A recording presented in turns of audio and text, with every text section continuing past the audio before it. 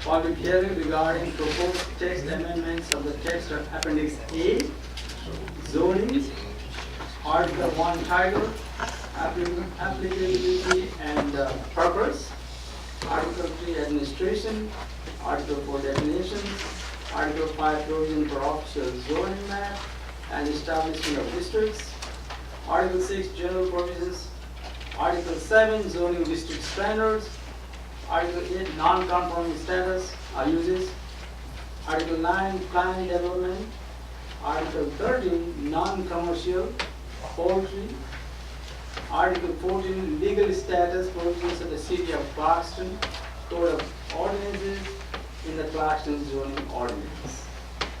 Sounds complicated.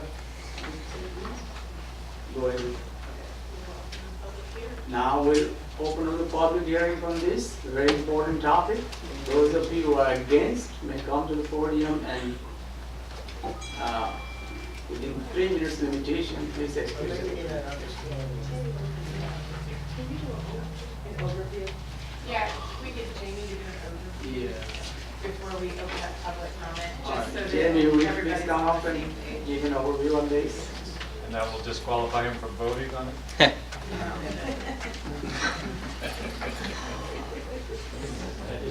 Scott Warren's wishful thinking that the council members that testified here many times and never been disqualified. So I think I'm safe, hopefully. And always major. So essentially, the zoning reform has 4 major elements that are designed to deal, I think, with kind of 4 major problems that were perceived by some members of the council community. The first is the public input and awareness of zoning changes. I think everyone is aware of the recent, or most people are aware of the recent North American Mission Board conditional use permit development. And there was some concern the public wasn't given sufficient notice of that, and there also was not a public hearing held on that. So one of the changes is every time there's a conditional use permit, it's required to first come before the Planning and Zoning Board, and then to have a public hearing to council. And another way to make sure the public's aware of any major zoning changes is anytime there's a rezoning or planned unit development over 5,000 square feet, the developer has to send out notice by certified mail to all neighbors within 300 feet of the development. And they're also required to hold a public hearing prior to coming before the council, and the public can give their feedback. So those provisions are designed to encourage public input, public awareness of zoning changes, so people aren't caught unawares by any major change and have the opportunity to give input earlier in the process, and it's easier to make changes and adjustments.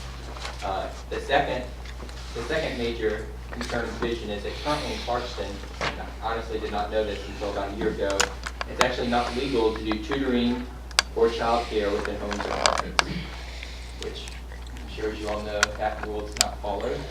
There are people that do tutoring and childcare within homes and apartments. And so essentially what this would do is permit it as long as they got a business license from the city and they follow the state regulations on childcare, which are very strict and detailed in the ordinance. So that there are limits on how many children you can watch at different times, how much space you have to have per child, the number of people that can watch each child, watching per child. So it allows essentially tutoring and childcare to take place within Clarkston residence and apartments as long as they follow those requirements. The third element is the problem that was perceived was that there wasn't enough commercial development within Clarkston. There's not that many retail options. I think there were only 2 commercial building permits issued between 2012 and 2016, which is a lot less development than happened in the surrounding areas. And so essentially what it would do is combine the neighborhood commercial districts, which are currently NC1, NC2, residential commercial, and what is the 3? Not NR3. NRC, I'm sorry. NRC. So it combines those 4, which are all neighborhood commercial and all allow varying levels of commercial development, residential development. Essentially combines them into a single district, which is residential commercial. And the idea of that is right now Clarkston is kind of like a patchwork of different. If you look at the map in different colors, you see the little patches that there will be one spot where it's NRCD and one spot where it's NC1 and then one spot where it's NC2. It makes it harder to do commercial development. It also makes it harder for the staff, I think, to process some of these applications. There are different standards for each district. And also for some of these districts, for example, NRCD, there's no banks allowed. right? Which is, something we've been wanting in Clarkston for a long time, a financial institution. So essentially, this would allow banks within the neighborhood commercial districts and also combine neighborhood commercial districts into one district to try to encourage mixed-use development, like possibly townhomes, possibly banks, and retail together. And the last major change is to increase housing affordability, increase housing access and affordability within Clarkston. So what it would do is it would reduce the lot sizes in NR1, NR2, and NR3 to allow for homes to be built on smaller lots and also slightly smaller homes and slightly larger homes, essentially. So right now, the lot size in NR1, for example, is 10,000 square feet is the minimum. So you cannot build anything smaller than 10,000 square feet in NR1 unless you get a variance. This would allow to build on 5,000 square feet. And for example, the Market Walk neighborhood is already smaller than 5,000 square feet. So it would be bigger yards, bigger lots in Market Walk, but still somewhat smaller than some of the current NR1 would be permitted. And it would also slightly change the floor to area ratio, which essentially is how much you can build on the lot. So right now it's 0.4, which means you can build on 40% of the lot if you have a single story home. So for example, you could build on a 10,000 square foot lot, a 4,000 square foot single story home, or a single story home that is 2 floors and 2,000 on each level, essentially. And what this would do is change the 0.4 to 0.5, so you could build on 50% of the lot. So for example, let's go again to the 10,000 square foot example. You could build a 5,000 square foot single story, or you could build in 2 stories with 2,500 essentially on each story. So it's a very small change. It's basically 10%, a lot more, but it makes a difference, especially for some lots that may have difficulties to build on. It lets people build additions to their homes in some cases if their family expands, or they have slightly more need for space and a daughter or relative moves in or something like that. So those are the 4 primary changes. We'll try not to get too much into details because I know there are a lot of other people that want to talk, but I can get into more details if you have more questions about anything. Now we open the floor. Those who are against the motion can please come forward and introduce yourself and tell me yes.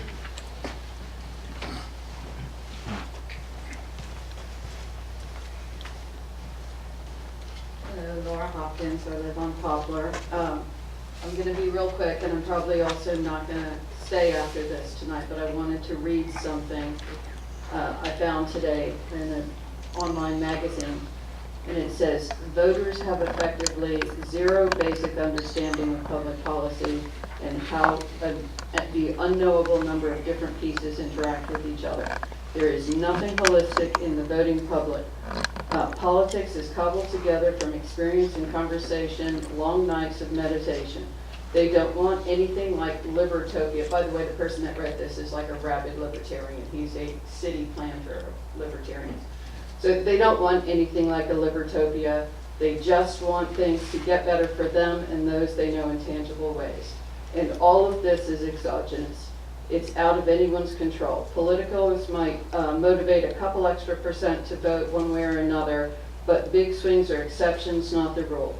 So what is someone who believes in sound public policy to do? The answer is to stop thinking about grassroots at all. Sure, their whims may matter, but you're fooling yourself to think if the difference between nothing and you're the difference between nothing and policy change. Just as it was exogenous factors like low oil prices and smaller than expected fields that temporarily halted Shell's Arctic oil drilling and not Greenpeace activists, libertarians aren't going to change the world by shouting about the Fed to relatives and students or by pointing out philosophical inconsistencies among opposing scholars. So that's just a little blurb that was done about the uselessness and total ineffectiveness of grassroots movements. It was written by Nick Ziyak in an article called Libertarians Need to Get Real, who is a rabid libertarian city planter. And then we have another article here also written by Nick Ziyak called The U.S. Public Transport is a Disaster and Urban Planners Are to Blame. And I have them both for all of you. Now, this is the primary person who has been cited as the expert in forming the zoning rewrite thing. And there's supposedly some shadowy experts in the back, but our names haven't been given. There has nobody who is certified as an urban designer, urban planner, worked in that field professionally for money involved in this rewrite. The only thing that Nick said in that made sense is that you are gonna kick up a maelstrom if you try to do this all grouped together like this, that it needs to be done piece by piece. If someone came up and said, those aspects of the plan about public communication, let's just vote on those. The notification, the time periods, the public hearings, let's consider that a lot. Yes, 100% for it. But if you put it all together, it's going to be a disaster. And then the second thing I want to point out, as some members of our city government have noticed, that the people who show up to these things are all over 50. I see there's a few people on the board in my group as well. There's a lot of reasons for that. I mean, there's a certain amount of privilege to being able to do this. You need to have the time and the money. If you're working 2 jobs and have young kids at home, you are not able to spend the hours it takes to come to city meetings. So most of the people here can afford to live on 1 job or are retired. They are enjoying decades of hard work. And they have chosen to spend that extra time they have in Clarkston, buying here, moving here over years to enjoy their years with their friends and neighbors in a city that is nice, that is spread out. Yes, we are desperately in need of a vegan cafe downtown, but I think most people in Clarkston actually like Clarkston. And this is not a rewrite, it's not a reform, because I don't think, like if somebody says, I'm gonna reform your kitchen, I think I would kick them in the teeth. Who asked for a reform? Why do we need it? We need some revitalization downtown. Amen. But splitting the lot size in half, taking what is now NC3 and calling it NC1, taking what is now NR1 and calling it NC1 and calling it NR3. First thing, the scrambling of definitions with the different codes is absurd. But I think in doing this, if this plans, you are literally taking things away from every single resident of Clarkston.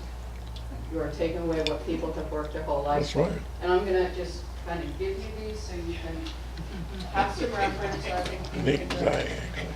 sites at the bottom. Wow.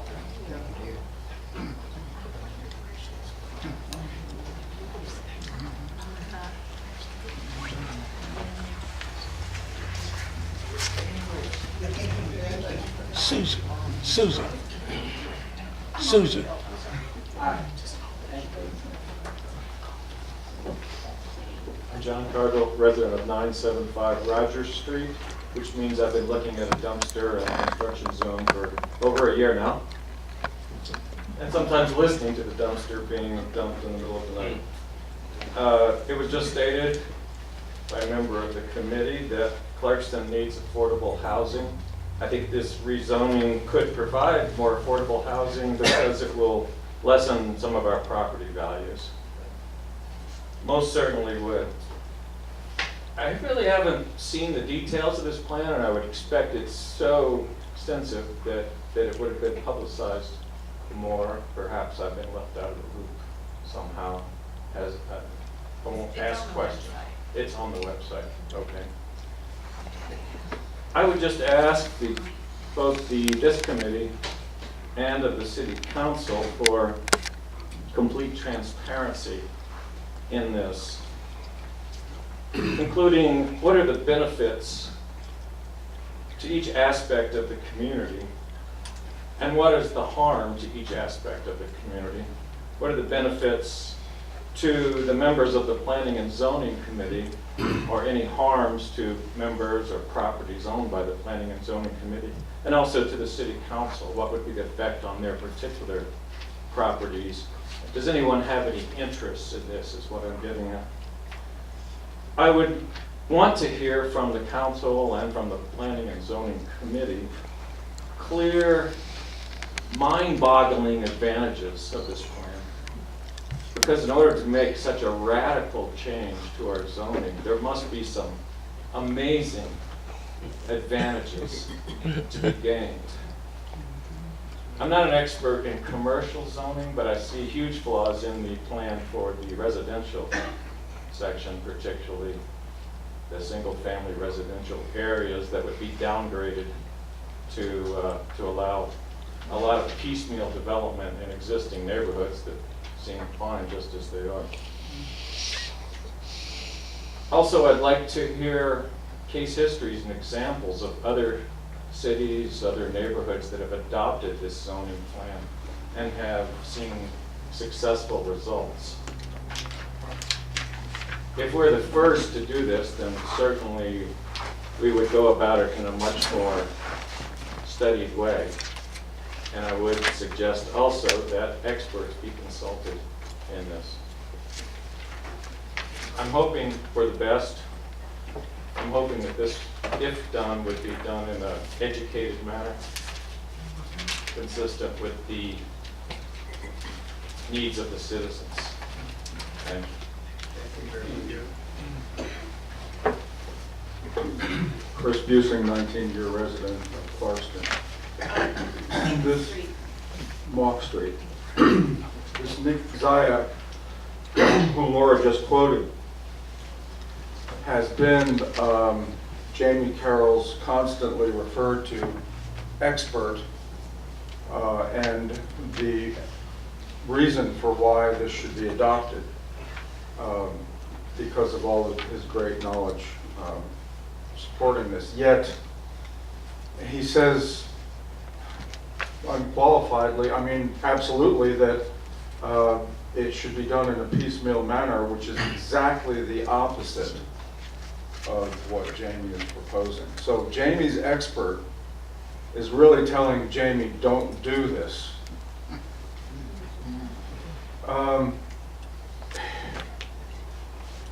It's just too scary. It's now what Kim just did here is not scary. It pretty much sailed through P&Z. It's only 8 units. It didn't. There were a couple of people that objected, but it's so small that it didn't appear to be as a very, very serious impact to a neighborhood. That may be, I don't know Nick Zayak's studies, but that may be the piecemeal means that he's talking about. And this is the kind of thing that she's doing is the kind of thing that I believe, Please address. Jamie, yes. you should shift towards. Because it's safe. You have no one on your side, Jamie, that you could ever have pointed out.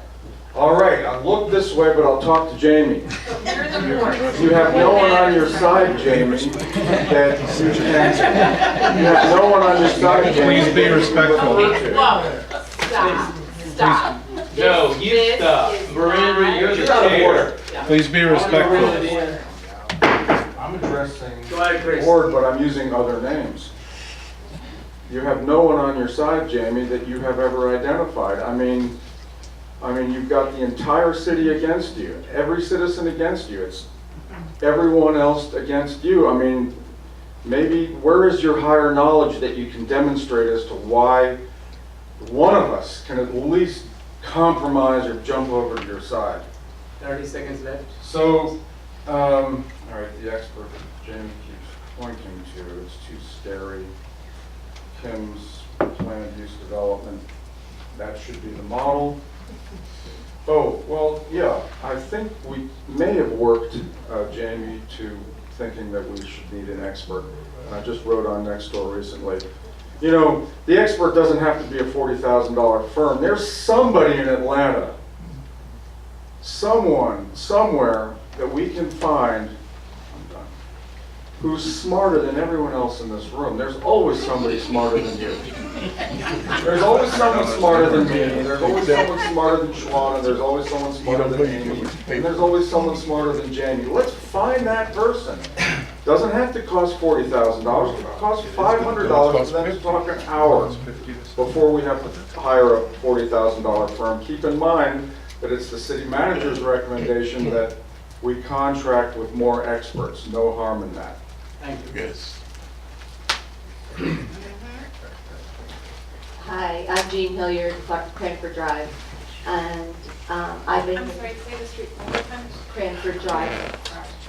I've been in Clarkston for 15 years now, and really what I want to make sure I'm understanding here is that we're talking about lot sizes going down from 10,000 square feet right now to 5,000 square feet, and the houses can take a larger percentage of the 5,000 square feet. Am I understanding that correctly?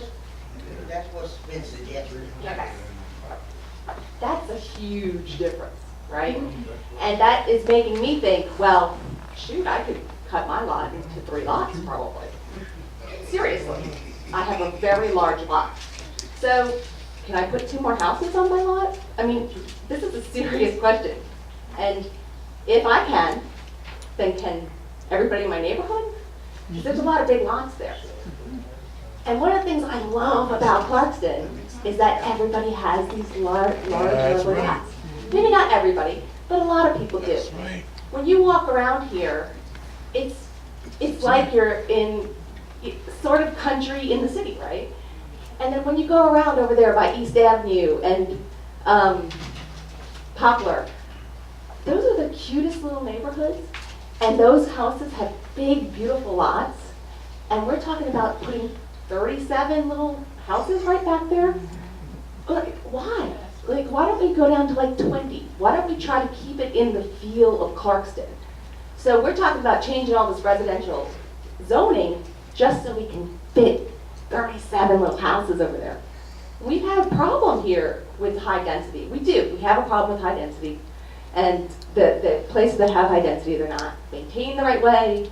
You know, problems there. So why keep shoving things in when the parts that work?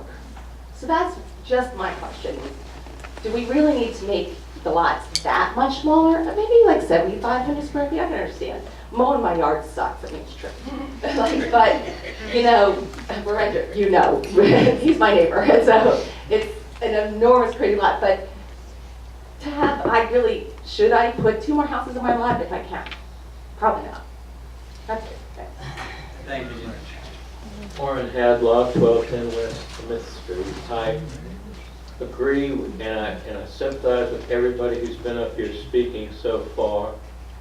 I also want to say once again, it's inappropriate for Mr. Carroll, and for that matter, for Ms. Medford, who are on this so-called committee that has come up with this sort of zoning, well, let's just say their zoning ideas. For them to be speaking before the committee and Ms. Medford voting, it was their baby. They should not be trying to influence your vote at this time, Jamie, because he is going to vote on this as a council member later. But he's not supposed to be influencing your vote here. You're supposed to be influencing his vote. Ms.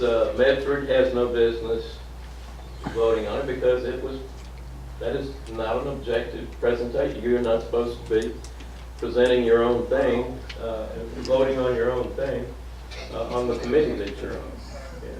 It just, to me, seems totally backwards that you're doing this. This is going to pass, folks, and I'm going to tell y'all, and I will look at you. The one thing you can do is come. He needs to address that. Warren, you Come need to address the I'm board. addressing you. The board. I'm addressing everybody. Let the chairman talk Come to the him. meeting, No, he needs to follow the and rules. you He's not don't following talk. the rules. You need to rein this little filly in, Mr. Chairman, and let her know. There's nobody you need to let her know. Okay. That's Let the Okay. chairman please I'm be going to tell respectful. you, he's the chair, and Susan. Mr. McFarland is the vice chair. And so I'm going to make it clear, what's going to make a difference is when you go to the polls this fall, you're going to have to vote for people who are going to turn this thing around and change it. That's it. Thank you.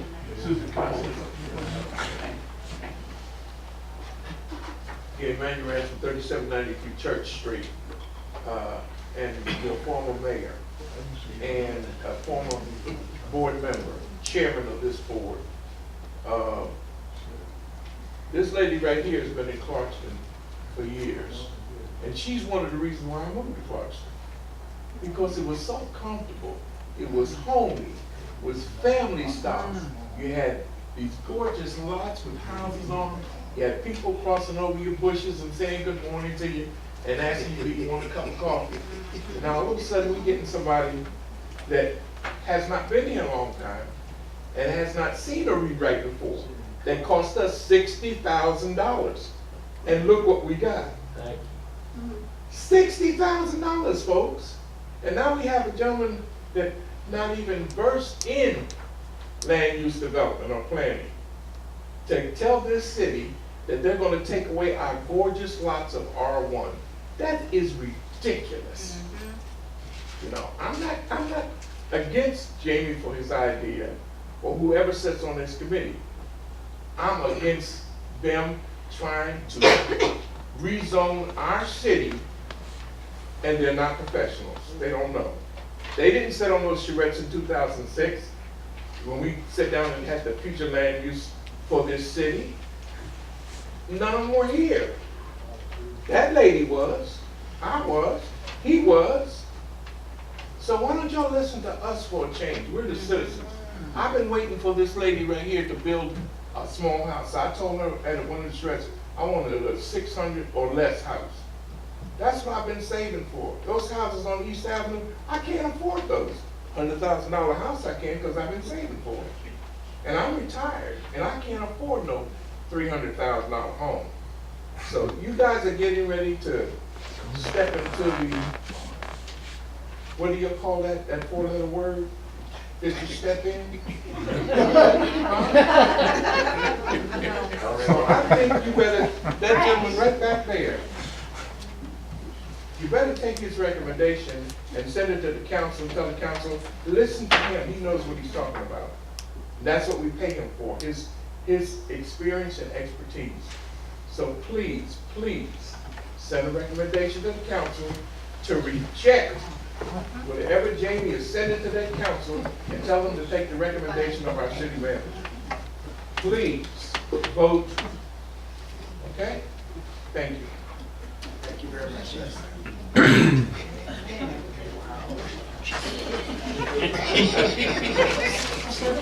Hi, my name is Jim Helms. I live on Market Street, a resident for 42 years. I think you need to really consider how important it is to this decision you're going to make. Now, this is going to affect Clarkston for the near future and for the long distance future when we talk about zoning. Now, I'm not opposed to rewriting what we have now. Perhaps we do need to have some rewrites, things looked at differently. But to look at the future of Clarkston, I think it's important that we bring a professional in to do so. Ms. Medford, you asked a question earlier about the tiny houses, about what do you foresee in 10 years from now? You know, is this study that's been done, is that addressed 10 years from now? I don't know. But I think a professional would come in and would take all that into consideration. You know, I mean, Clarkston stands to perhaps grow through annexation. You know, so I think somebody that wants to come in who's a professional to take all of this into thought, you know, it is needed. You know, right now, I don't know that we know what Clarkson's going to be like 10 years from now. That's right. But I think people that do this for a living probably look into that. They take the input from the citizens that live here, and they also take your input for what do we want to see Clarkston to look like in the future. And they come up with a proposal that is going to make most of the people happy all the time. So again, I just want you to take this very seriously about looking for the future of Clarkston as it relates to zoning, particularly residential zoning. Thank you. Susan Hood, Clydale Drive. The goals of the zoning rewrite are beneficial to Clarkston: economic development, affordable housing, and greater housing choices. Many residents, no matter their age or how long they have lived in Clarkston, whether they rent, own, or plan to buy a house, would agree that these are important initiatives. And the code does need to be updated. to accommodate the inevitable changes and welcome changes, and to reflect new trends in land use planning. This update should be undertaken by a professional firm with expertise in municipal zoning, especially relevant to a town our size, combined with an in-depth analysis of the existing conditions and informed by our community's goals and our future land use plan, which was a result of a collaborative effort among citizens not very long ago. Why is this important? Let me use the high-density residential area as an example. That's NR3. It's back, much of it, some of it is back behind the businesses that front on pumps. It's a significant portion of our city and is now developed with a variety of single-family houses, duplexes, small and large apartment complexes. The current proposal and approach is that entire area, and it's a significant part of our city, be allowed to be rezoned to mixed uses, which would be some level of commercial uses in that entire district. It does not make a distinction between how the area is currently developed. A professional firm, on the other hand, would take a strategic approach to this.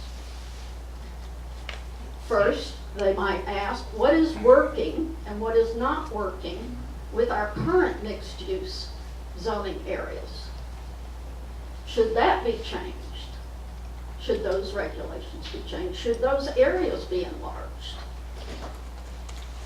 Would the city benefit from having additional areas of mixed use? And where would that be permitted? Second, they would look at what areas, if they are going to expand mixed use, would be best for that zoning. Would NR3, the high-density residential, be a possible location? If so, 30 seconds left, please. if so, what criteria should be used? For instance, does the area currently abut mixed use? What are the current land uses there and development? And most important, what is the best way to combine new mixed use in an existing residential area while protecting and even enhancing the area? This is the strategic approach we need in every aspect of this change. The residential areas, the commercial areas. As a resident of Clarkston, I urge you to recommend council that the city hire a professional firm to undertake the zoning rewrite. Our city deserves this. Before you do that, I want to do first the point of order. And the point of order is if the Planning and Zoning Board voted no, could they also provide recommendations or considerations to the council? That's a question that I just want to find out. They can't. Okay, so I wanted to put that out there so that if you decided to vote no, that you might think about considerations that you might want to give the council to think about. Okay, now you give me my time. Thank you. Okay. So, Beverly Burks, 813 Mount Airy Court. What my biggest concern is that I have not seen an impact analysis of what this zoning change would do to our community. And so for me, you make assumptions, and based on those assumptions, you can do financials. I haven't seen the financials with this or the services as it relates to these changes. And so all of those things, when you're doing such a significant change to our zoning, should be included for your benefit as well, because these are changes that will last more than 20, 30 years. The other piece to this is that when it comes to these types of zoning, this is only part of a tool. If you don't have the right things in place that will be in those particular areas, you are setting yourself up for anybody to come in and to build not what you hope to be there, but what they want to be there, what they want. And the zoning codes will not, they'll be there, and you won't be able to do anything because as part of a tool, this is part of a tool. And that makes sure that you have the urban development in terms of people who can come in and do these types of development and have the structures that you want in place. And so that's the other concern that you have to think about. That's not been clearly defined in terms of how and who will come. And as an example, think about the gas station that's on Montreal. That's an example of where sometimes you need to look at the code of what you don't want, because that used to be a daycare center. And so because it wasn't changed or modified, somebody was able to do that. Yep. And so that's an example of if you don't have everything structured and you don't have the right people in place to make sure what you want to be there and what your vision is going to be there, you're going to get something that you don't want. And it'll be there for 30 plus years. So that's something else to think about. So the other piece is making sure that we do have a professional planner to come in and review it, but also making sure that the learning center component, if you vote no, then maybe that should be struck out as separate. It can't be taken out as separate. And you have the authority to do that. And so I hope that you think about that because, again, that's a good piece to have, but it should be maybe taken out of consideration. And so the other piece is making those assumptions that Clarkston is either going to be an urban or a suburban city. And we really haven't had that really sit-down discussion with our community to say who and what we want to be. And so that's the discussion too that we need to make and make sure that we're mindful of that. And the other piece is looking at those lots. A lot of people have concern about that, and so making sure in terms of the lot sizes that we think about what's in the best interest of our city. Thank you. My name is Martha Brown. I live in Clark Street. I've been a Clarkston resident for like 10 years. I agree with a lot of what people are saying. I do think, however, it is courageous to try to present ideas. I think that there is some value to the 4 things that Jamie presented. I do feel, however, like Beverly was saying, once again, we really need to respect each other. We need to have counsel and respect while we are doing dialogue and speaking with each other. I don't think anybody should have had to have done anything that they had to do tonight. It shows a lack of respect for the board, a lack of respect for other residents. That being said, I think I'm going to continue with what Beverly said. I think this whole thing needs to slow down. I think that all ideas are good, but once again, is it in with alignment with what the vision of Clarkston is? Anytime you're going in and out of alignment is when you get these pushbacks. So there really shouldn't be a hurry on this. Beverly's idea about whether it's urban or suburban is brilliant. We also want to look at environment. We received the award in that Clarkston magazine that we are like a very green city. Will that go with alignment? Is it going to continue to cause litter in our city? Is it going to help our city progress? What is the purpose of doing this so quickly? If there's so much pushback, let's compartmentalize these different zoning rewrites, like suggested. There's a saying that if there's 2 people in a room and they always agree, that one of them isn't necessary. So all this conversation is incredibly important. But once again, Clarkston needs to have a vision. People need to feel included at all ages. We need to stick with respect mindfulness and alignment with the vision of Clarkston. So there's no reason to attack anybody for the person that they are, trying to move something forward. That moves us backwards, lowering our integrity, lowering our vibration. These are just discussions. However, there's a big pushback from everybody. So that in itself should take into consideration that this needs to be tabled. And it needs to really be thought about moving forward in our city. Okay? It could cause extreme damage moving forward. Okay? That's it. That's all I gotta say. Thanks,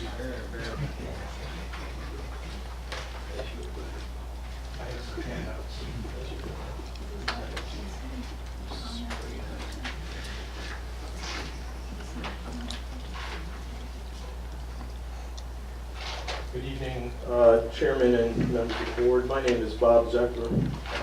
My residence and my law offices are located at 4013 Harvest Run in Clarkston. Harvest Run is in unincorporated Clarkston, just past the split where Erskine splits off from Church Street. I've given you a handout which summarizes comments that I have with regard to the proposal that's in front of you. It also includes in Exhibit A a summary of my background so that you can understand where I am coming from on this. I have practiced in the area of zoning and land use for 36 years. I was a city attorney for the city of Atlanta for 14 years, and then had a private firm did work primarily for Rockdale County, but also for other jurisdictions. I've spent the last probably 12 years of my career writing codes like that before you for various jurisdictions. The most recent one has been the codes that we've rewritten for the city of Atlanta as part of the quick fix process. I've got to say and be clear that I don't represent anyone in this process, and I realize that I'm not a city resident technically, although this is Clarkston is now my home and my place of business.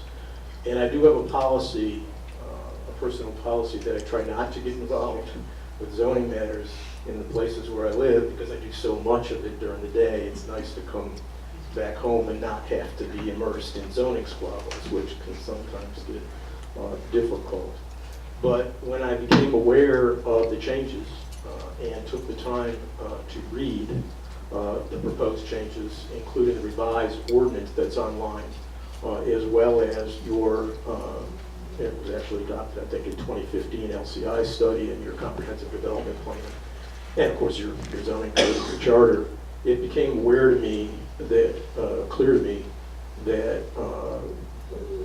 that what is being proposed, in my judgment and in my experience, is not in the best interests of the city and is in many ways perilous for you to proceed with at this point in time. I can't go through all of the things that I've summarized in the proposal that I've given you and presented to you, but I wanted to make just a couple of brief points if I could.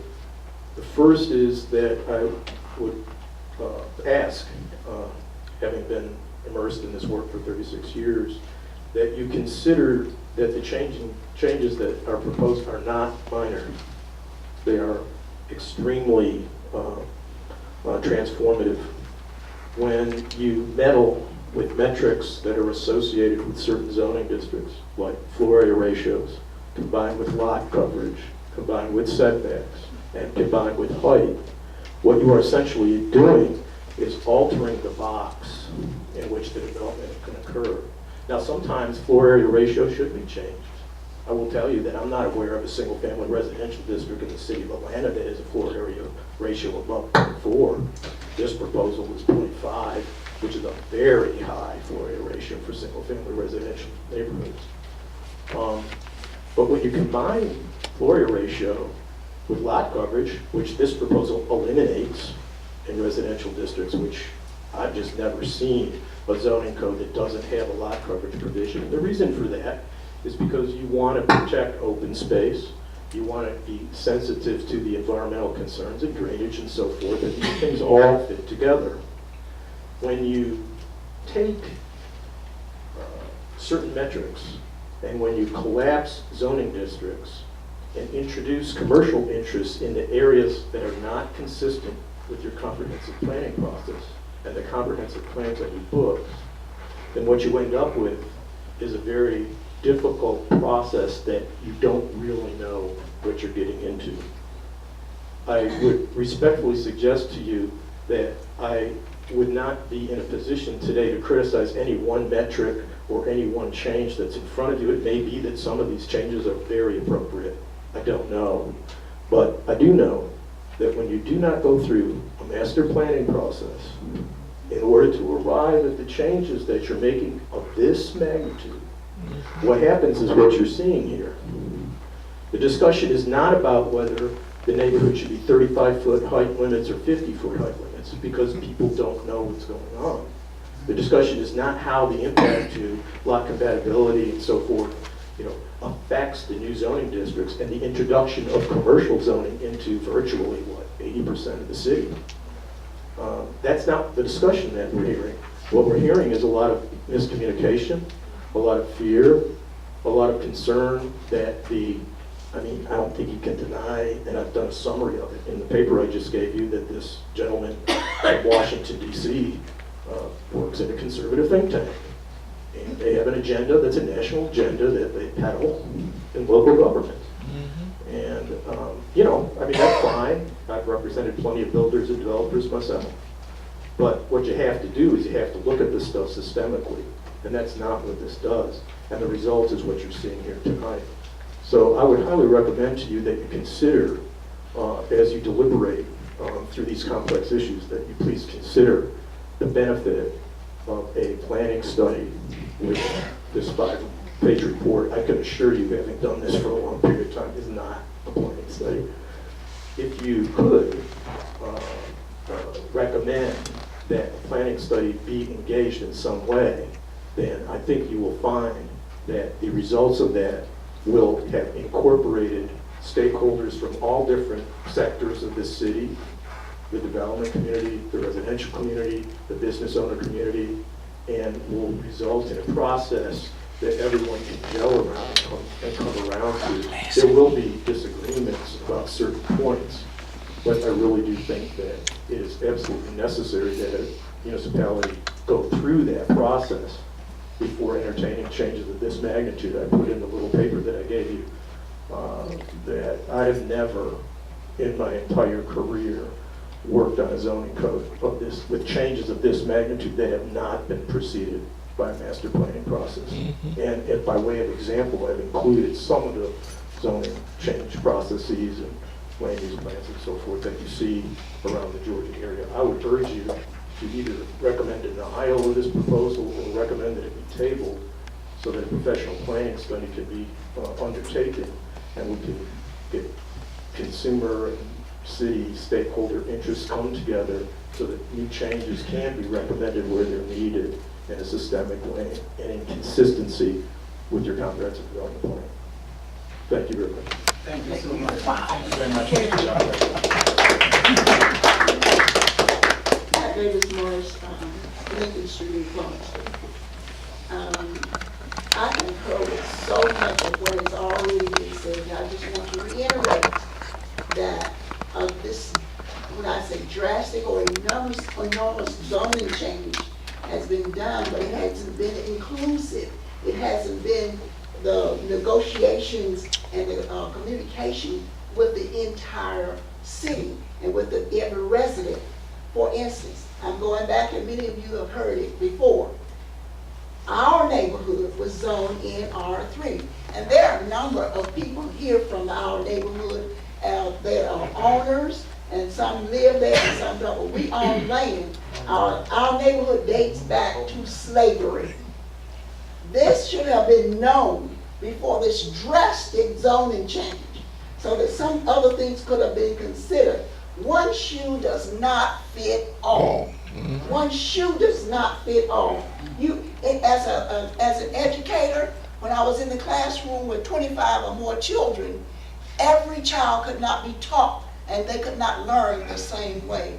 It doesn't fit. You have to have an individual education plan, an IEP, and I'm sure you've heard of it.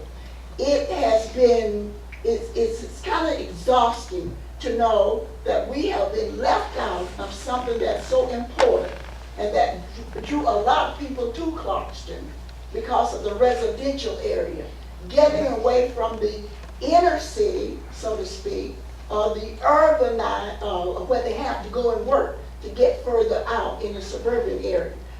What I'm saying, table this, take your time, and be more inclusive than you have been. It's on the books to do that now and to make that a law, but let's just say, for instance, our neighborhood was R1 for many years because of the historical characteristics.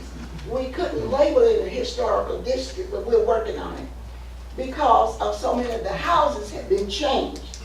But at this point, I'm asking you to vote no on this and table this and wait till some professional studies have been done and bringing in some more of the residential people to have a part in where and how we want to live.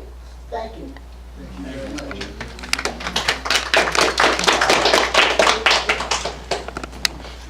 Any other comments?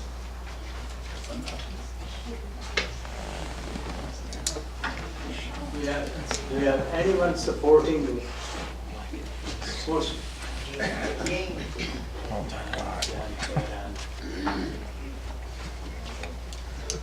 So I guess I'm James Carroll again. I guess I think it'd be helpful to go back to kind of the history of how this came to be, because I've heard a lot of comments about it going fast or there not being professional studies. So in 2015, Clarkston got an LCI plan from TSW. That LCI plan recommended that we update our zoning code, recommended that we take possibly a 6-month to 1-year study to update the zoning code. After that LCI study happened in 2015, then in 2016, we did the 2040 plan. Now, the 2040 plan had 3 public meetings prior to the 2040 plan being adopted. And what the 2040 plan recommended is that Clarkston encourage mixed-use development, because that was one of the major encouragements that people wanted to see more development in Clarkston downtown. They wanted to see more mixed-use development, neighborhood commercial areas. They wanted to see more new residential development, because most of our residential housing stock was old. So that happened, and I believe it was approved in October 2016. Now, fast forward to March 2018, when the council had their retreat. In the council retreat, the council discussed going through the zoning reform process, and we discussed bringing in possibly a think tank that had advised many other municipalities on zoning reform. So after getting the LCI recommendation, after having the 2040 plan, in order to implement the 2040 plan and implement the LCI recommendations, the council wanted to do a zoning reform. Now, the city engaged our Street Institute, who agreed on a pro bono basis to do a study based on why Clarkston had had difficulties in the past with not having sufficient development, not having sufficient housing stock for the population, why the current housing stock was aging, and our Street Institute made several recommendations. We also took recommendations from various other members of the Clarkston community. Susan Hood made some recommendations, Roberta Malavinda, I believe, made recommendations regarding the child care provisions. There were recommendations from individuals regarding conditional use permits and how to increase public participation.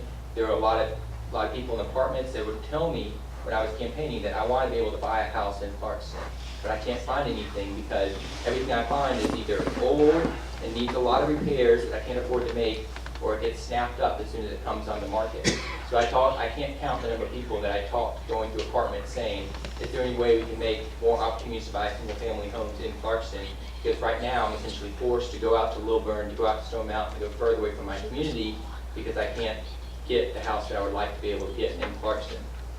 So after going through all that process, including consulting with an urban planner, Nolan Gray, who is an urban planner for the city of New York, that helped advise our Street Institute on a lot of these reforms, consulting with the city staff, city manager, and consulting with various other residents of Clarkston, we came up with the proposed reform. So I understand that some people feel like that they want to go through a longer process, they weren't aware of it, but this is actually the 6th public meeting that's occurred on this zoning reform, which is more than twice as many we had for the 2040 plan, which only had 3 public meetings.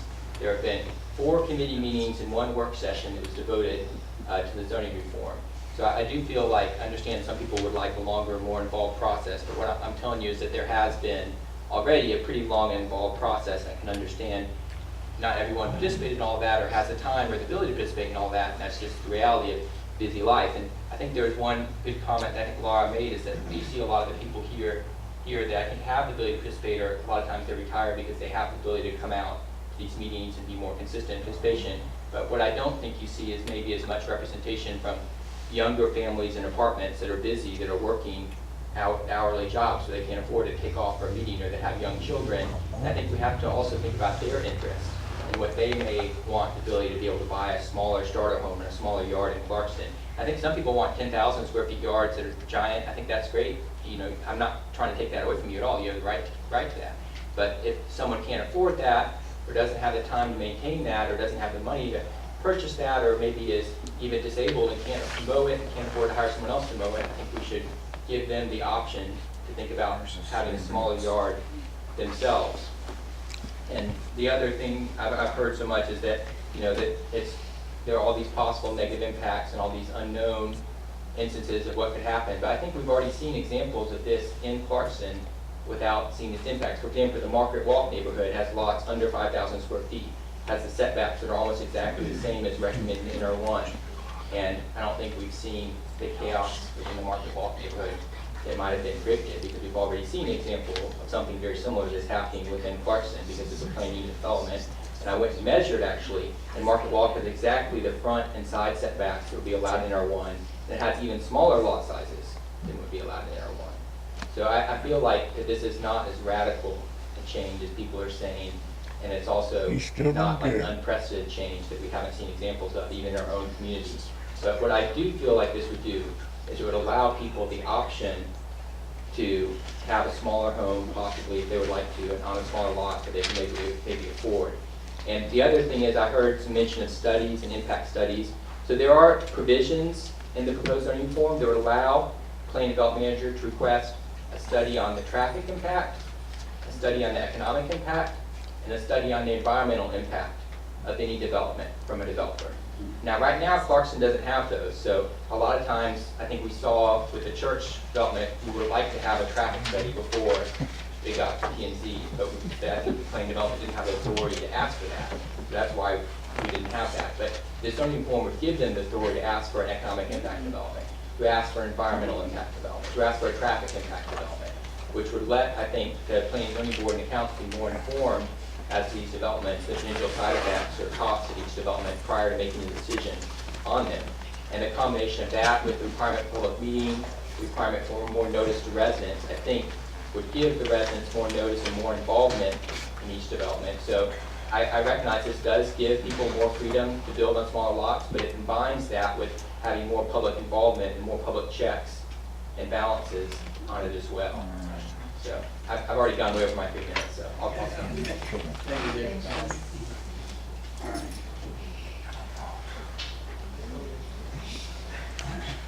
Now we close the public hearing. Now, such a board will discuss. Well, I just want to say one thing. This rewrite of this rezoning of Clarkston was not initiated by planning and zoning. It was not our idea. We have nothing to gain. It wasn't our interest. It came before us.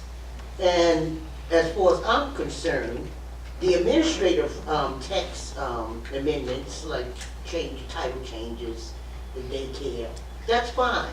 But as far as the zoning district standards, rewrite of that, I would not be for that. I think that should be, I do agree with the city manager. If it's going to happen, it should be done by professional firms. Amen. All right. Any others, please? In regards to the zoning and rezoning and the concerns of the citizens and the residents who have invested in the city, should be recognized and respected for the support of the professional that I see in the lead up of this cavalry as our city manager, and I will support. I ask that we support that with reservations. Yes. Adding in certain, I don't know the term to use right now, I'm still learning. But it doesn't take a whole lot of common sense to know that the majority of the residents here are people who have invested and will invest. That's right. And that was one of my reasons for moving to Clarkston. Once I got here, like, I didn't know a place like this even existed. And no matter where I moved, I've always came back. And this is my home as well. I don't own a home, but I own the responsibility of being a servant to the community and a voice to make sure that the resident voices are heard and support that if they are right. In short, to recommend that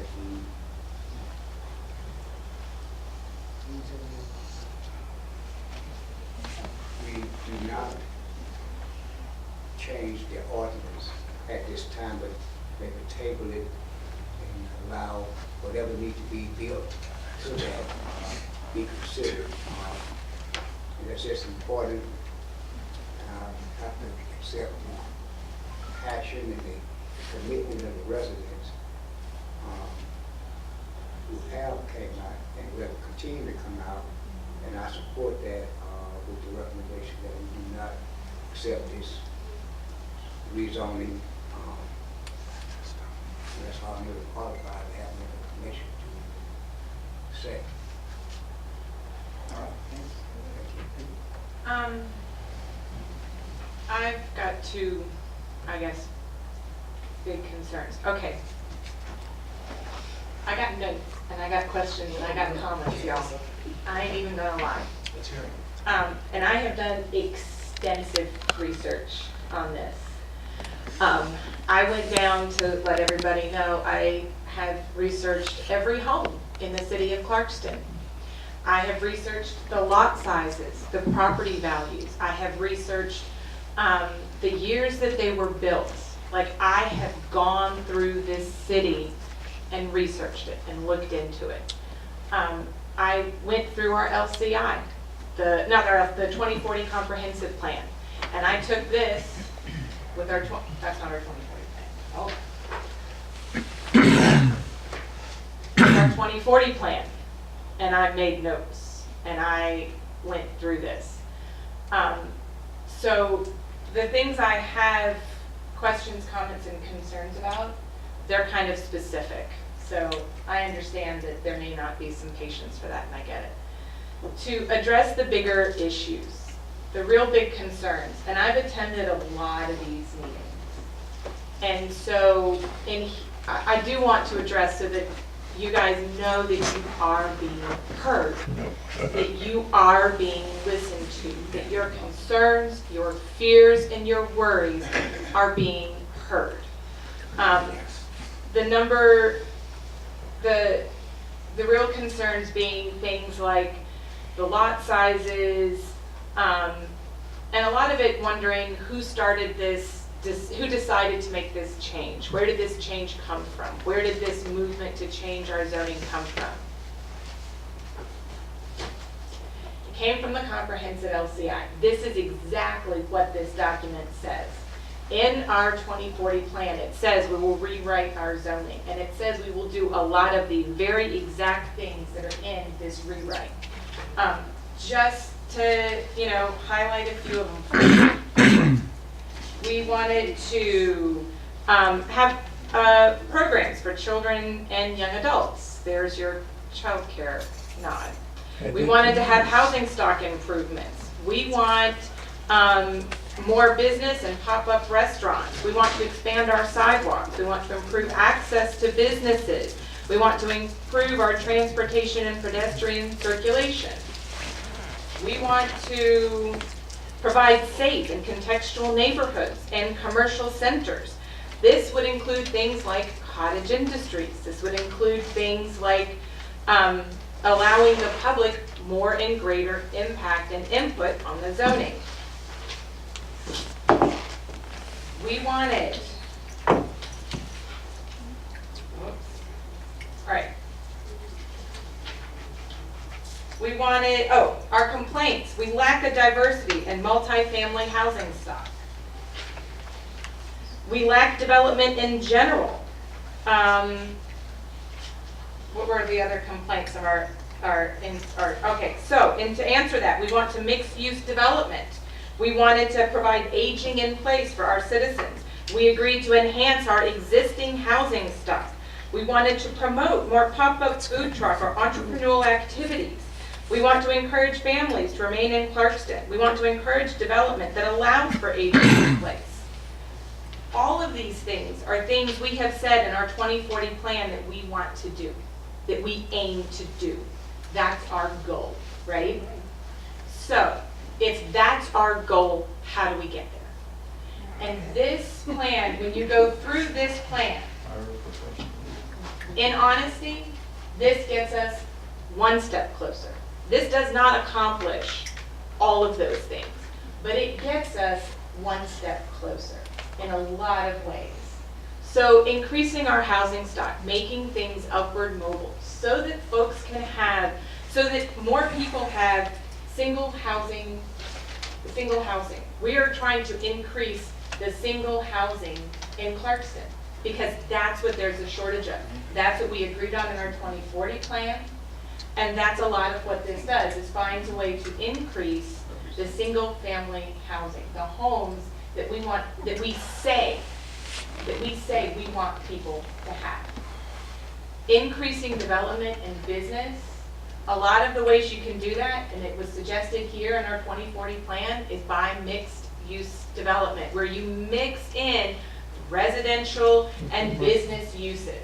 Like, and I'm not talking what just went down on Medlock, okay, that's massive. That's not what I'm talking about bringing here. But you can do that in this plan by allowing folks to have cottage industry businesses.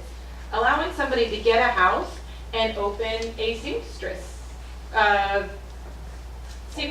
where they can, alterations, thank you, that's the word, alterations. Allowing somebody to sell tamales to folks for lunch, or empanadas, or samosas, I mean, whatever it is, it allows that business, which then allows more upward mobility. We talked about aging in place in our 2040 plan. We have nowhere for the largest portion of our people to go, which, by the way, 44% of our population is 25 to 45. There are only 5% of our population over 60. That's it. And I think that's a bit tragic, because that's a huge part of the population as a whole. How can we help that older population? How do we get to attract them? It's exactly what Emmanuel said. It is smaller homes with smaller lots, so he doesn't have to climb stairs, so he doesn't have to mow the lawn, so there isn't that burden to take care of more than they can manage. And so by allowing for that, you truly allow folks to age in place. Take Kim's tiny homes. You get somebody who starts out there, then they move to a bigger home, which we now have the space for. We have allowed for more single-family homes because now they've got a family with kids. But now they can move back to a tiny home when they've gotten old and retired out. That's the ability within our community to age in place. Or maybe they stay in their place. Or maybe they buy one of these homes and we make the lots with them able to expand and grow, which is what my neighbors are doing, what I'm doing. We bought a small house that we could afford and have the space on the lot to expand it. So do we shrink the whole lot? Okay, I'm not up for that. But I think a lot of these changes, and I'll be happy to go through the very specifics. I still think that I don't care what it says in the 2040 plan, when you talk about rezoning a city, it needs to be done by professionals. That's what I feel. And I don't care what it says in there, because this is going to affect this city. Now, the administrative part of it, as far as the text changes, like from manager to director, even the daycare, and that we can okay that. That's not real important. But rezoning a city, that needs to be done by a professional. We're not professional. They did have a professional. She don't get it. Amy don't get it. They did have a professional, and I understand that Bullshit there's some professional. disagreement on what the professional said and what the professional did. What you can't deny is the guy's a professional in land use development, because that's what his background is, that's what he does. Not liking it is something different.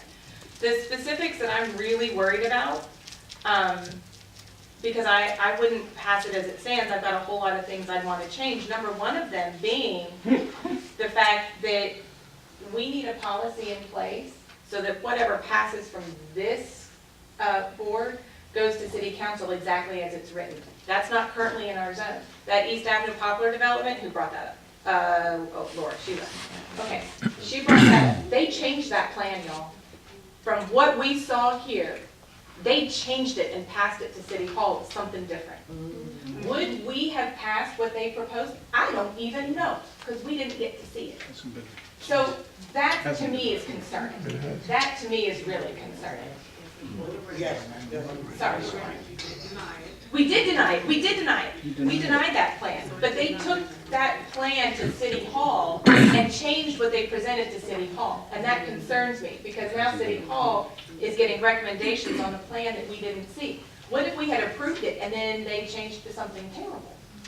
So my suggested changes are that we add in here in section 304, part 2, that we add that whatever plan comes here, they don't get to change it before City Hall. Nothing you can do about it. City council? Actually, what it is, we do have those stipulations that are currently in the ordinance that states that. The reason why, for example, the East Avenue project did not come back for this board, you did deny it, you made your decision, it does move forward. However, there were conditions that were placed on the applicant during the work session, so it goes back to work session, and then it is submitted to the public for review. But it from doesn't work come session. back here, which again concerns me that there is a plan that goes out. Do you guys, like, there's my concern. I mean, so there's one. And then I want to make the note that when he, I mean, how much of these recommendations do y'all want to hear before we do? Well, there's administrative recommendation, there's administrative text amendments, and then there's this whole zoning district standard. That, we will not recommend that unless it's done by a professional, as the city manager, as he recommended. But as far as the, are yours in the administrative part? Yep. Oh. I mean, y'all, I went through a fine tooth comb with this, and then I I sat and I mean, looked you it all refer up. to the administrative part of it. Yeah, and then I looked up what other people are doing and where it's going and how it's being presented. The things for the context, for the zoning, I wouldn't go down to 5,000, I'd go down to 7 in R1. Well, Which allows folks to Yeah, those space. are the zoning standards, that's Right. exactly what. Yeah, and you guys want to postpone those. I don't, all right, do you want my administrative recommendations to change outside of making sure that we get to have a plan, that they don't change the plan from what planning and zoning says before they give it to City Hall? Is that not? Is that happening? No, she's double talking. That's double talking. My understanding is, That's double because they presented to us 44 homes. They presented to City Hall 37. Well, what subject are you on here? Study which reduced the number of. She on East But Avenue this right is now. not East Avenue. Yeah. Right. We've already heard that project. Yes. Right. My concern is, right, my concern is that another project would come up and the plan would get changed or altered before it got through. And there's nothing specifically to present that. The other administrative change on that ordinance I would want to change or want to request is that when the applicant has his public meeting, it says that he has to give that to the planning development director. And I would want to note or ask the question that would that then be included in the P&Z packets that we get? That's why the request was to be given to. Perfect, but I don't like making assumptions. Well, I mean, we make All assumptions. information received is public information, Okay. something included in the packet. All right.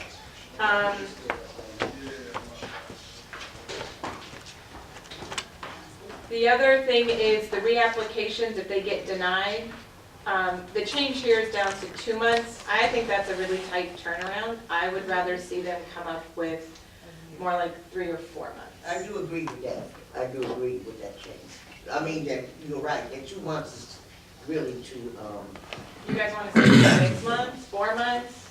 Pick an even number, an odd number? what was the standard? The standard was 12. Okay. But, however, I think the rationale behind the 12 months being reduced to 2 was that, at the discretion of mayor and city council, they can waive the reapplication period. Period, comma, period. Right. So they can waive that time period between them resubmitting. So I think the mediation was to put 2, you can put 6.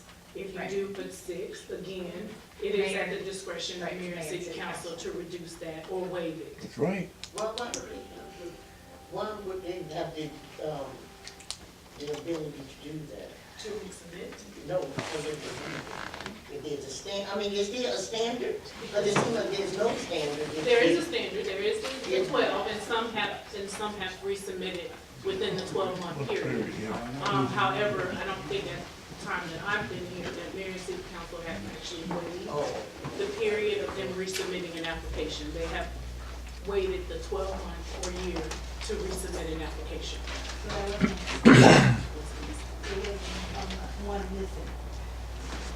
Oh, so keep it at. But just again, for clarification purposes, whatever months that you do choose, it is in the wording, in the language, that mayor and city council can waive that period. So we're not going to keep it at 12. If they have the ability to waive it, if they have the ability to waive it, no matter what months we put down there, they can waive it. So might as well keep it as it is. You understand what I mean? Yeah, I do, but is there any harm in making it? Let me say something. Yeah. I think great deal of work has been done in the past. They are written in the video. It took me almost 3 days to go through this report, 132 pages. And I'm not a legal person, I'm a layman, so I try to understand what was doing there. A lot of work has been done, but I also have a feeling that if we have to do a democratic process, we need to really go through one more time. I think we should have a committee of expert and citizen review committee who can go through this one more time, because this is a law of the city, ordinance of the city. It's going to affect us next 50 years or so. We don't have to rush at this point, I think. Good, so We it have to get us fails. through one more thorough 3 to and then come out with a concrete step so that we can adopt rather than go on keeping discussing this thing, this report. That's a personal feeling, it's not. Well, But see, there's 2 aspects of this text rewrite. Are you referring to the zoning? Yeah, everything, the report. The administrative report. text amendments, they're really not that complicated, it's from manager to director. It's not really. Why I'm saying is that it is going as a complete package. Right. Ordinance, that's why. Strike down the whole So thing. I don't think there's harm in going through one more time after all. Well, let me ask this. And this is one of the things I wanted to change in the administrative part of this. We have the ability to defer this once only. One of the things I wanted to change would be to give planning and zoning the ability to defer something more than once. So that should we have a scenario happen, as has happened before, where we request information, they present subpar information, or they present information at the beginning, or they present the answer at the beginning of the meeting, we can then defer that again. As in, hi, thanks for the information, I can't process this because you didn't give it to us Here's my prior to the contact deadline. information, show her. Does that make sense? Like a traffic study. Yes, like a traffic study. So, just for example, if hypothetically I had to have one. So I would want us to be able to defer things more than like 1 month or 2 months, so that something like that could happen. But right now, as it stands, guys, listen to how this goes. If we defer this now, and I'm laying out in honest with scenarios. We defer this now. We talk about it next month. It has to go to the city council regardless. So, in 1 month, we as a board, what are we going to do differently? Or what is going to change our minds, thoughts, and opinions from that? And I'm not trying to be hostile. I'm not trying to be, any of those things. I'm trying to have us think through honestly, what will change and be different from this month to next month? Is there more to talk about? Do we, No, there ain't no more. if we get, let's say, city council goes out and tomorrow, because it's a work day, they hire, Jenny Jones Construction Company, or, no, Jenny Jones, I don't know, zoning review company. And Jenny Jones looks at all of this and says, you know, great, I would change these 7 things, here you go. Or Jenny Jones says, nope, everything's fine, don't change anything. No, we are going to have a terms of reference. What are they going, they are not going to decide for us. They are going to discuss with all of us. We should have a committee, including the citizens committee, the people from the planning and zoning committee, and let them review it jointly before it comes to us. That's for sure. So What we are seeing here is not a complete process. It hasn't really, the consultant, whoever wrote this, probably he wrote on his own, went to a couple of meetings, gave their feedback, but I don't think it has really discussed and Okay, so you're recommending, and I'm trying to be clear, that what we do is instead of just have a we don't just recommend, that we defer it so that there can be one more committee, community-wide meeting on this before, with the planning and zoning board, that we have a town hall meeting before we vote on it next time. Is that what you're recommending? It's not gonna change. The administrative text amendments, like I told you, they were minor, they're not really that, you know, they're just manager director, and then some of the daycare.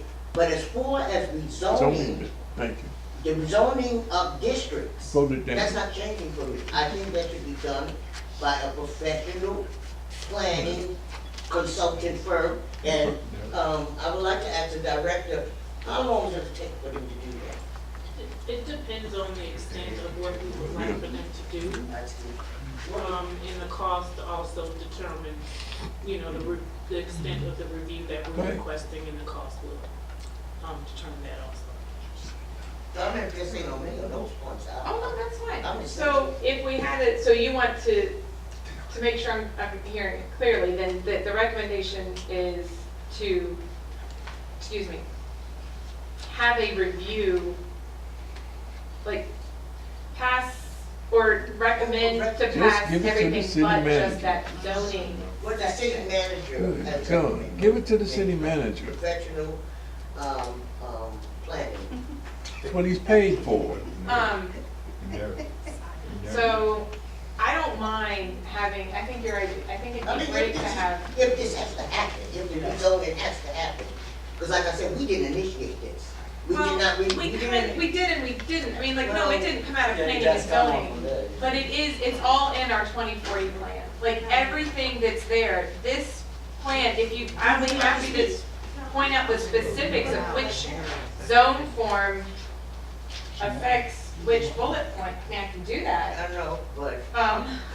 I don't think y'all want me It's to, a but package, vote it down. what this does is, this specifically speaks to what we as a city and a community voted that we wanted. Now, this isn't the whole thing. I think we need other steps to help secure things such as overlay districts, which would be a whole nother conversation and point to be had. Affordable housing, Professional protections planners. and incentives that keep these things affordable so that we don't have to pay $400,000 for the next home. We can pay only, you know, there's a way for somebody to get it for between a 100 and 200, which is the average houses. To the comment about reducing property values, do you know what the highest valued homes in Clarkston are? It's Market Walk. Those homes are worth more by almost, I mean, and we're talking the difference of like 120 to like 250. Those, like, there's a significant difference. There's almost double what the value of those homes are. That has a lot of factors in it. One of them being they're newer. They're built around 2004 was the latest to the early 90s. So they're the most new homes. So that's part of why they're more expensive. The rest of it is we're all around the That's 1960s obvious. into the mid 80s.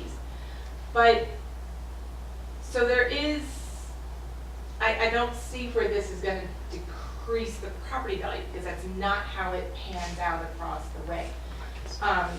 Research in other cities shows that a lot of these things, it is trending towards smaller lots and smaller houses. That's where the market is going. That's where people are going both to buy homes, that's where the value is, that's where development goes by, and when you take this map, by the way, this rezoning map as it is, if you lay that map over our 2040 map, you realize they match. They match almost exactly. So these rezoning categories match, again, with exactly what we said we wanted in our 2040 plan. And so what I think might be great is, yeah, I mean, another meeting with the public, but maybe one that points out some of the details or some of the specifics. I don't know. But I don't know if yet another public meeting would change anybody's mind, to be honest. No, it won't. My God, vote it down. So give it to the city manager. That's right, I really do. I think there was professional. I understand that folks don't agree with that, and I feel like having another professional to look at it wouldn't be a problem. My concern is that if we get another professional to look at it, is that professional going to be Who's the first not the professional? right professional later on? Is that professional going to be too liberal, too conservative, too biased in this realm? Is that professional not going to be the right one to have reviewed the plan? Like, at what point do we decide a professional's a professional, we leave it at that? Well, at some point, we have to hear the expertise. And on that recommendation, we have to. Thank you. I think that's what this plan came from, was from that expertise. Well,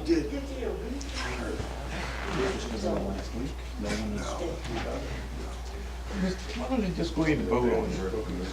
The reason for the rezoning is that there's a real desire to increase economic development in the city.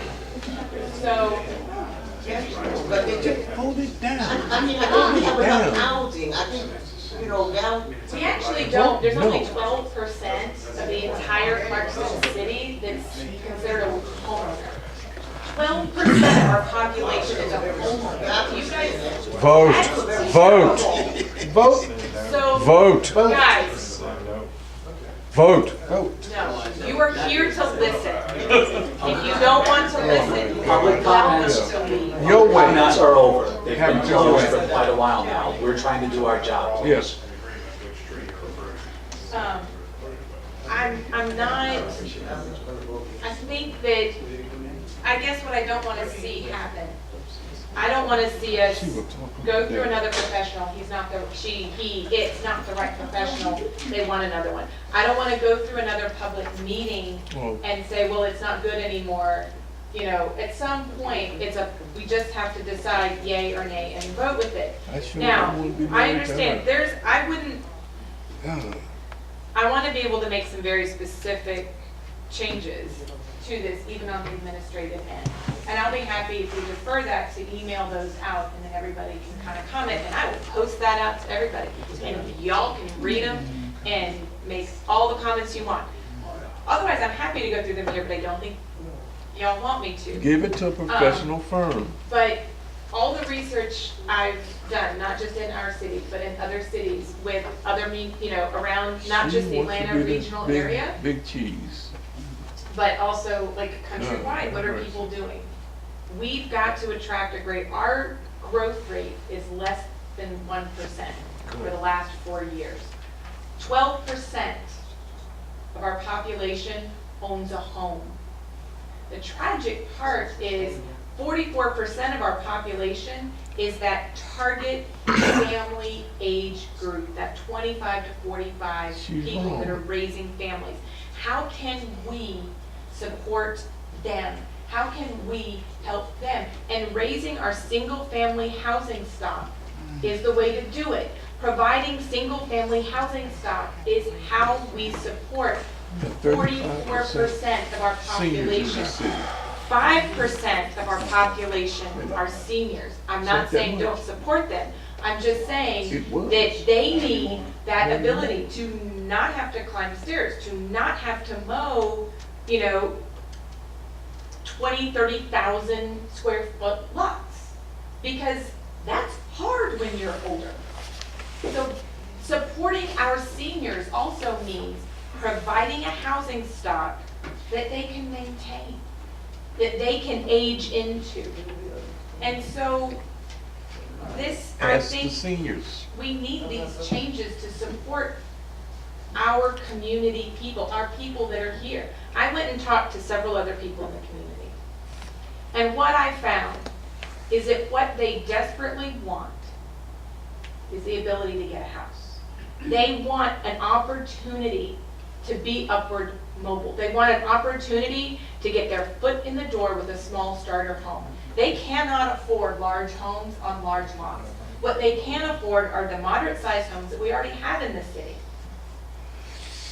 If we were able to increase the moderate-sized homes in the city, we can get these folks into homes, which is what they want, which is what they're desperate to have. If we, because I'm not for the drastic lot size of 10,000 to 5, I'd like to see us stop at 7. And I'll explain exactly why 7 is the better option, best one as far as I'm concerned. When you survey all of the lots in Clarkston, the average lot size is a third of an acre. That's just shy of 15,000 square feet. It's not quite, it's like 14 and change. If you make that just to be cut in half, so now you have a 7,000 lot. If and as is typical, you're gonna have at least 3 main income earners in the home come together to buy a house. They can split the lot, sell it, and fund the house that they're getting, and fund whatever expansion and renovation that house may need. A 7,000 square foot lot provides for the opportunity for that small home they were able to start in and get to grow and expand and to be added onto as their family grows and expands and adds onto. All of these things support the majority of our people. When the folks that I talk to, they're desperate for affordability, but that's a whole separate conversation on how we can do that. If we don't even have places for them to go, it doesn't matter if we have affordable housing. If I don't have a place, if I don't have a home for you, who cares? That's a bunch of. And do you know my real fear is? She's a babble. All that urbanization, that's coming, that's knocking down our dome. And if we don't provide some way for our community to grow and get centralized and get landed, get like community built in here, they will get steamrolled. They'll pop up big mansions around here and our property values will, skyrocket. And then nobody will be able to live here.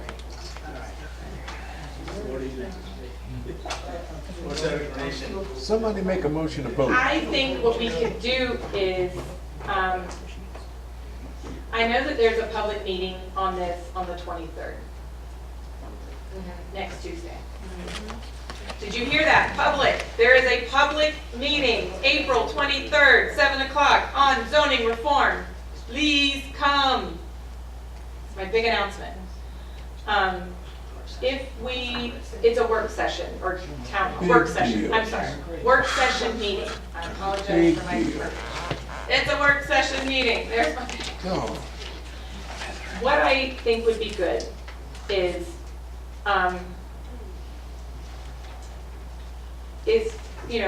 we can defer till after that public meeting. And then see what comes out of that. I am not sure anything different will come from that, but what that will do is give us time to read the information from the Steckler firm and process through that. I'll be happy to type up my specific notes and give them to you guys, so you guys can read them. Yeah, I'll find a way to get it out to everybody. I'll put it on to, I'll give it to somebody who's on next door. But a lot of the, because a lot of the things, I want sidewalks that are 6 feet, Oh, come on. so that people can actually walk down the street together. I don't want a drive-through in the downtown. I want, let's see, 6 feet. And then the housing changes. I want to see When is he gonna cut the them lots off? be a little bit bigger. Yeah. My concern with the drive-throughs is we don't have the street capacity to handle it with the CSX. Yeah, there's this. But that would be,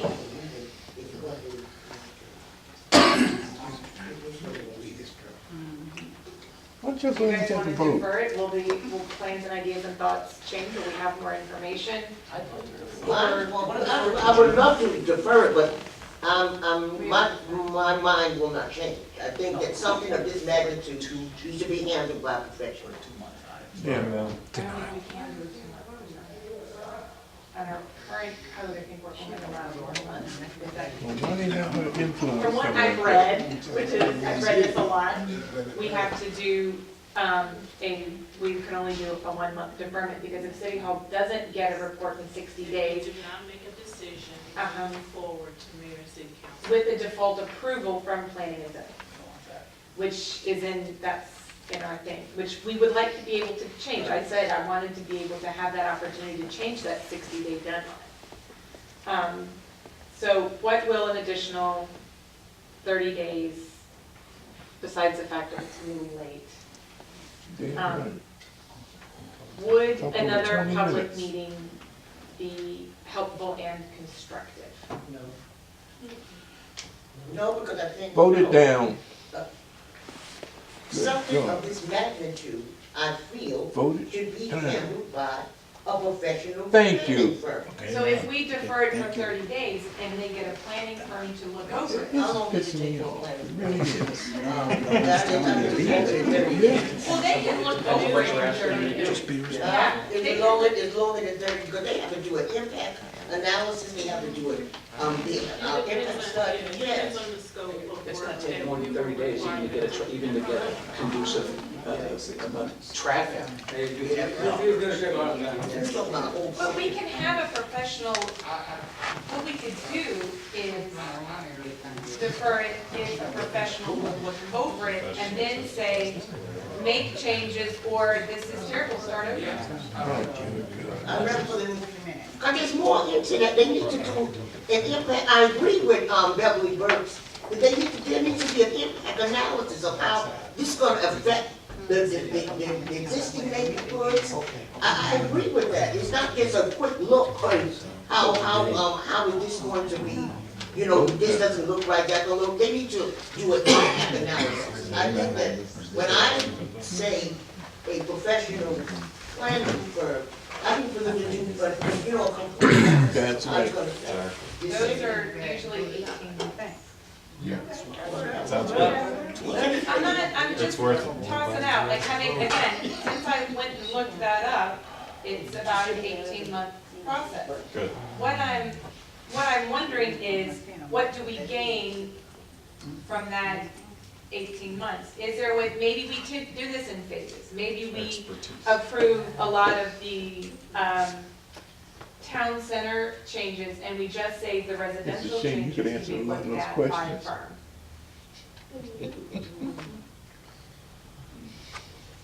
Why can't we just approve the administrative?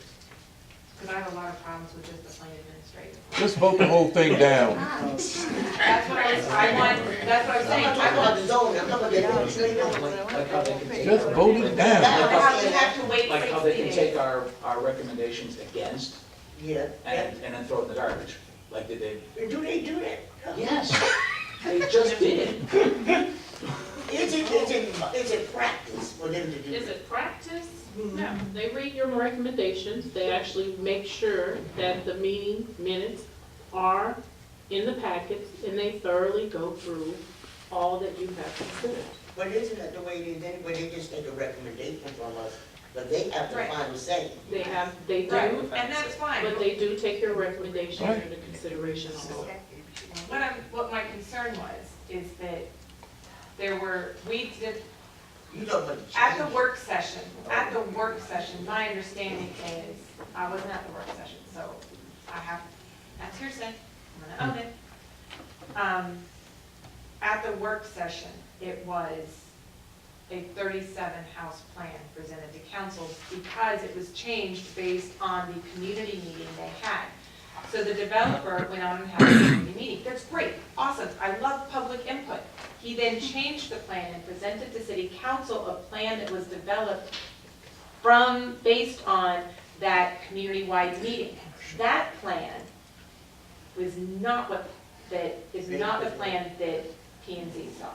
And that is my concern. In this case, I don't think it was necessarily a bad thing, but I've got to think about what happens, like maybe another developer isn't quite so honest, and maybe he sneaks 4 more houses or 8 more houses on a lot that we didn't see. And so That would not be the case. And the reason why, again, this development didn't move forward is because this board collectively voted to deny it. It would not be resubmitted to this board because you made a decision and moved forward. So how would, if it gets... So when he presented the 36 instead of 44, And it was based on comments that he actually heard from here also, that there were too many units. Yeah, but they got our recommendation though. Right. That's what they received. Right. It included the 44. The 44 Yes. units, okay. But what happens is city council's gonna vote based on a different plan. And that, I don't mind some of the plans changing and some of that. But the other thing is the deferment, that's my other issue, is that for 60 days, because again, like the traffic studies that we've done, one of the traffic studies came in, what was it, like 3 minutes before the meeting started? It's a little difficult to actually look at that information and understand it while we're trying to conduct the meeting. The other traffic study we got was terrible, but we had to make a decision because we were only allowed a 1 cycle, like we could only defer once. So even though both of those came in without an actual opportunity to read and process them, so that's one of the administrative change I think is really important, is that we have that opportunity to go more than 60 days before giving a recommendation to city council.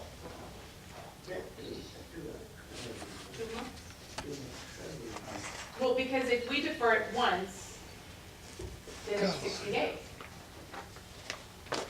I would like us to be able to defer it more than once, so that if that rubbish. One time was 30 days. The problem was that we couldn't defer it again at that last meeting. Based on this. You only have 1 deferral. Yeah. That's right. So you want to have They gave us a traffic study. Right, I'd like to be able to have another, because that, like, for example, should somebody come up with stuff. That's part of the administrative changes, right? So at the beginning of the application process, that the administration has the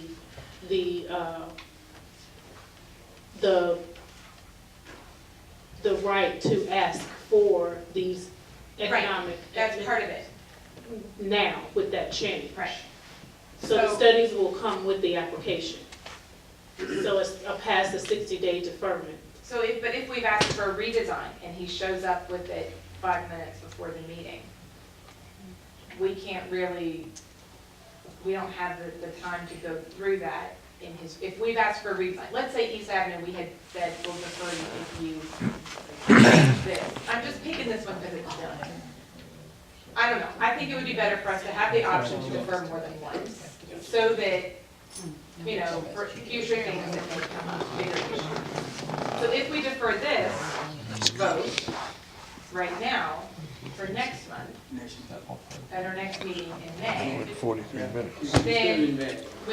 then we can finish discussing it and make a decision then. And there will be more public knowledge. Right, there'll be another public meeting on the 23rd. the work session, the city council work session will be They there. discuss this, right? They won't because we're holding it out That's for a right. full cycle deferment. If it goes to work session, it goes to city council. But we'll have more chance to go. That's We will have more chance to go through it, but it won't be another public. I was trying to wait for them to. No, there's one more public meeting on the 20th, open work session. There's one more work session on the But 23rd. what would it be, what type of meeting would it be in regards to this? But it wouldn't be a public comment. There wouldn't be public comment. That portion is already had. Is that true? That was my understanding. No. I looked that up with the city. What, at a work session? She knows it all. At a work session? Yeah. I mean, she just knows What the everything. agenda is now, so Can't since tell you're that girl asking nothing. for deferment, public hearing, Yeah. What occurred, yeah. What happened? consideration. City manager, It's exactly what you said. you,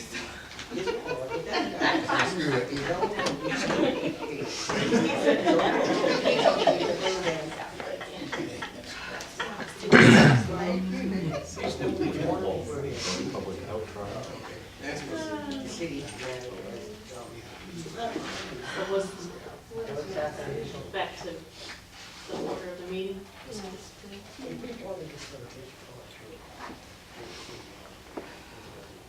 Was machen Sie?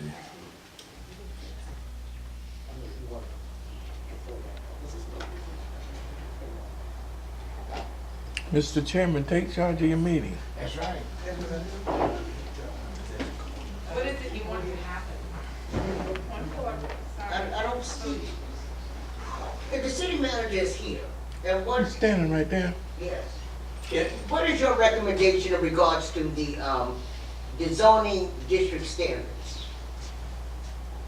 Robin Gomez, city manager. I've communicated to the council on numerous occasions that in order to, that what typically happens in cities, and my suggestion is that we issue and essentially look for a professional firm, which I didn't go through the details of the process or the length or the cost. Right.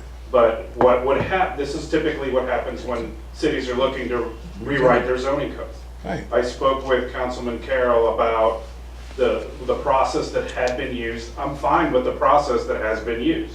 I have no objections, no issues. There has been a considerable amount of work already done. From my perspective as the city manager and my experiences in nearly 25 years in local government, this process does not happen without issuing an RFQ, RFP to bring it, to put out to the whole world for 30 days to solicit proposals. You have an opening after those proposals are submitted. You go through the process of choosing a firm, and then that firm uses the criteria that was in the RFP, RFQ to then conduct a study. That process would likely include public meetings, a meeting in front of the Planning and Zoning Board, Right. public charrettes to discuss what the community standards are, what the public would like to see, neighbors, businesses, visitors. It would incorporate residential, commercial, industrial, the whole process. It has been communicated to me by many people that that would be a preferred process to follow. It has been communicated to me by many people that what has already happened is sufficient to do that. I can only recommend, I cannot make those decisions. City managers throughout the country make recommendations, decisions every day. Most are followed, some are not followed. It is up to the city council how they would like to proceed. If we proceed with the process that I explained in looking to issue an RFP, RFQ, it is an unbudgeted activity for the current fiscal year. Therefore, the council would have to, one, direct me to do that. And second, we would have to amend our current year budget to incorporate what likely would be a process that would cost anywhere from probably a low end of $30,000 to probably as much as $75,000, Right. depending on the hours and the scope and the criteria that we would do. which would be, And I'm sorry, one final thing for the board. The length of time that would take would likely be, we would not get something, issue an RFP, RFQ for probably another 2 to 3 weeks, then allow for 30 days, go through the process to select a firm, come back before council to approve the hiring of the firm and the budget, So we're probably looking at a firm would start no earlier likely than either July or August. Good, right. Thank you very much. Yes, You're welcome. great input. Yes, thank you so much. I think it is clear that we have to go through the process. We can't hurry just, we want to make a Yes. decision. We have Yes. to adopt certain steps, Yes. certain process that have been practiced elsewhere. We have to practice here too. I think, That's right. and I don't think we need to have a timeline to decide right now when we want to do that. Let the process take its own. We all course. got time. And cities should be able to raise $60,000 to study this. This That's is it. my opinion. We have to listen Yeah. to our constituency also. People are upset about this, rightly or wrongly. They're upset about it, and they need to be listened to, and they need to be respected. Hey, So, can we mainly get this? vote it down. District standard that we want to get.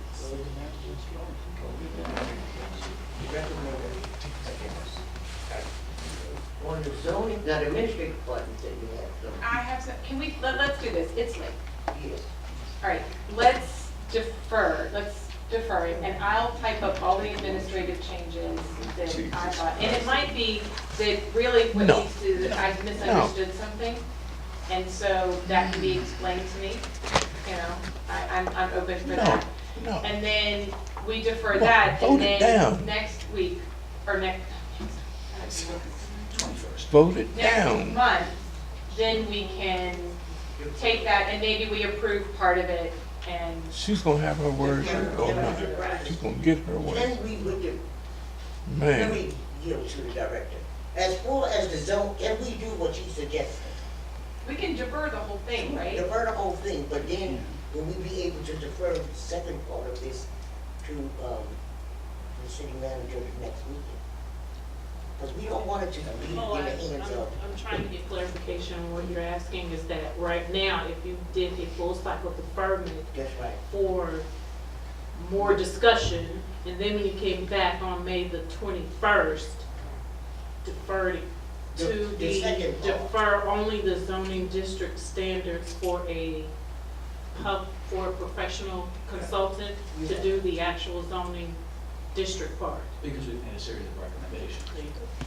Well, that's the thing what we could do then, is defer it, and then recommend You that can do we that now. pass this, but we don't pass this. We can defer, now, we can recommend, right? Defer it and recommend, go to a professional, We can recommend a professional. right now, and then defer the administrative part to, next meeting, then you can, you know, what your concerns are. You understand? The administrative part we'll do in the next meeting. Right now, we can recommend that this study be done by the principal. The Yes. zoning district standard, or the rezoning of, rewrite, the rezoning of the city.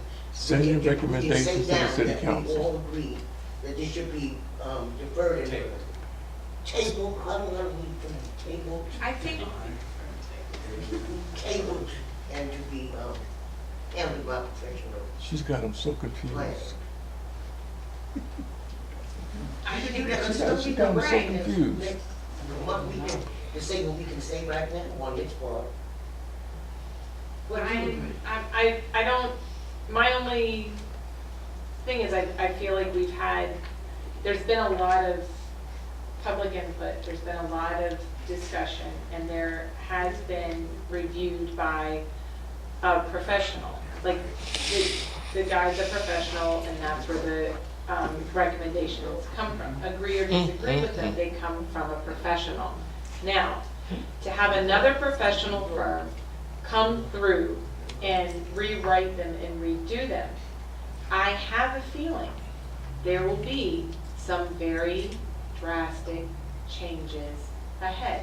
So if what this process does is just prep people for those changes later, well, then, I mean, I feel like the change is inevitable, is really what it comes down to. And I feel like most of these changes will get right back recommended, but it'll be a different process. And if that's what if it needs to be a different Why process. can't we just vote no on the rezoning? Thank you. Right now? Thank Let's you. vote no on it right now. Thank you. And move I was just gonna And then go back. Make a motion and vote on Go it. back to point of order. Yeah. Yes, please, Ask go for ahead. your, motion. You want suggestion? Well, right now, we can vote no until that comes back to us. That's good, I feel. Make a motion. Then I'll make that motion, because I don't agree with it. I'll defer it, but I don't want to just flat out vote no. There's been too much time, too much You just need a public second. time has been poured into. All she needs is a second. You need to make a motion and then a Okay, second. I make a motion to Thank vote you. no, Thank you. to defer, the administrative text to the next meeting, and to vote no on the Rezoning. rezoning, standards Right. And send your recommendation to the city council. to city council. That's right. No, I vote no on the zoning, the rewrite of the zoning district standards. Right. Have a second. I second. All in favor? Most in favor? How many we got? No. Only two approved. You want to read it, right? No. 2 and 2. Okay, go back. He breaks the tie. All right. I make a motion that we defer the decision. I just make a motion that we defer the whole thing to the next meeting, No. and then we can clarify No. and Don't do that. get more Yeah, precise they can do in that, our but they shouldn't. recommendation to the city council. That She's way, got to. and It's if got we them so vote confused, for they don't know what like, they're if they doing. defer it till a professional looks at it, then that would be our recommendation. I'll second that. We just defer the whole thing. I'll second that. Are you in favor? No, don't All do in that. favor? All right. Abstain. Most in box. One abstain. Okay. You should have voted it down. So next. She don't have no way of knowing it all. So why y'all let that woman dominate y'all? Yeah. Is there any other business? Any other business? I'll move that we close the April 16th. Second. On favor? Meeting closed. Adjourned, sorry.